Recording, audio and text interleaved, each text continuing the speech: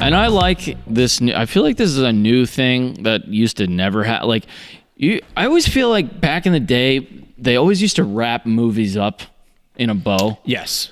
That doesn't really happen too much anymore. No, a lot of movies just kind of end now. Yeah. And if you notice, this doesn't really get wrapped up. Like, it's just like, I like that they you know, the character who plays Lou's father was great.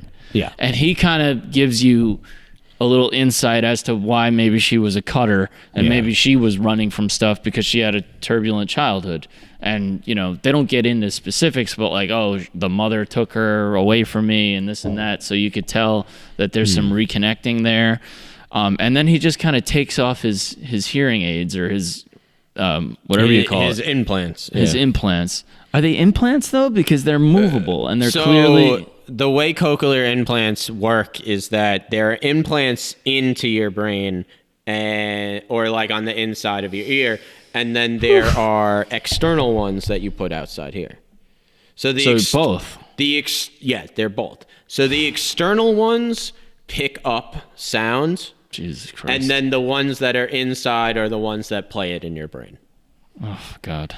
I swear to Christ, man. I mean, sometimes you have a wake up call and, you know, not to get too personal, but like our grandfather's in the hospital right now. Yeah. Like there's just a ton of shit going on. Like, even when he had with his fucking scar on his head, it reminded me of my buddy Kevin, who got hit by a car, and he has a fucking giant scar, just like Riz Ahmed did, even worse in his skull, because he got hit fucking crossing the street.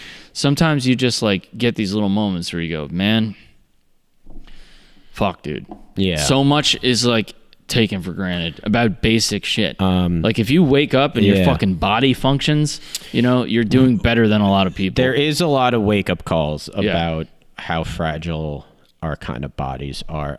When I first got, you know, my hearing aids, when they first kind of told me I had hearing loss, I was so worried that it was going to get worse.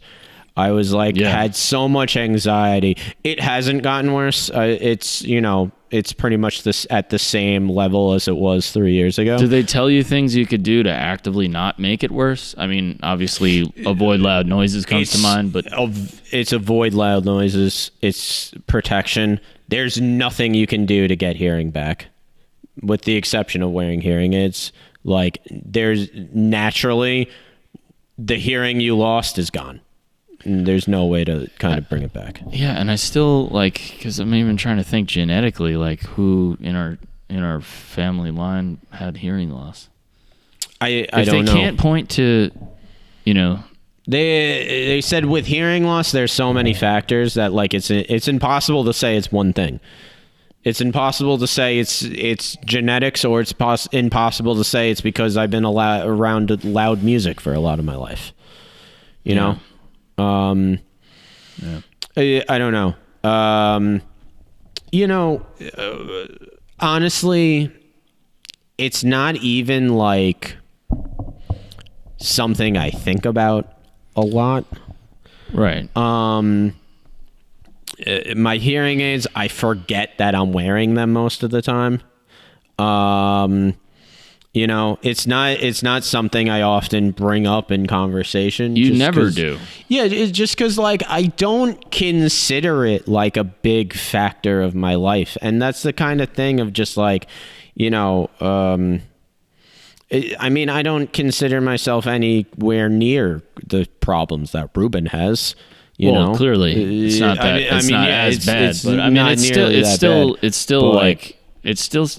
I'll be honest. I don't think about it. Like I forget that. I'm like, oh shit, yeah. Like sometimes if I even notice, I never notice here. But if I catch you from behind and I see them behind your ears, I'll go, oh yeah, fuck. Like I forgot, you know. Yeah. Because you know, for so long. I mean, it's only been what, 3 years? You said. Yeah, it's been 3 years I've had them. Yeah.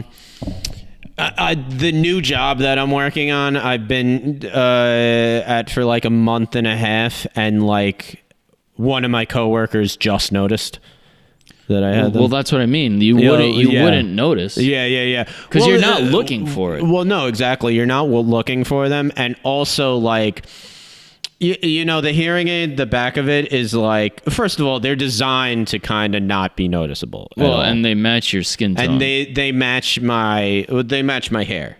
Know, they're brown like my hair. Yeah. And they're in a spot where people don't normally look. And like the part that actually goes into my ear, is clear plastic. They're designed specifically so that people don't notice them. Yeah, no, I know. I've never even, to be honest, now I can see it because I'm looking directly for it, but I never even noticed that first part. Yeah. Or the front I notice when other people have hearing aids, and I feel like because I have them and I know like where they are and what they look like, I notice them on other people more. More people wear them than you would think, you know. Sure, younger people too. That was like kind of one of the problems of just like, because they kind of had that conversation of just like, there's a good possibility your hearing will get worse as you get older. They said that. You're talking about you or for me? Yeah. So they were like, well, I mean, to a degree, naturally, right? To a degree, naturally. So they're like, look, eventually you will have to get them. So you might as well just get them now. And I was also like, I was with the tinnitus, like I was literally in pain, you know? No, because of, you're in a level of discomfort. But of course. I would say it's pain. It's of course. It's on par with physical pain. Well, yeah, because it's affecting your fucking your mind, which is then gonna have the mind-body connection is very real.